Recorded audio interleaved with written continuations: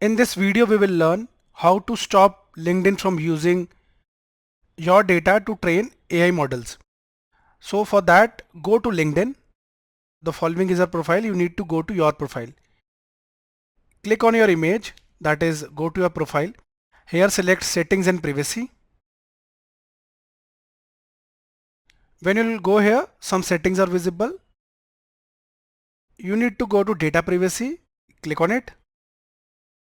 When you click data privacy, you need to go below, and here you can see automatically data for generative AI improvement is selected. Click on it and you just need to click on it to off. So what is this? You can read, use my data for training content creation AI models. I don't want LinkedIn to access my data. Okay, so you can also read this later on, but this is how you can disable or stop allowing LinkedIn to use your data for their AI models improvement, that is generative AI models.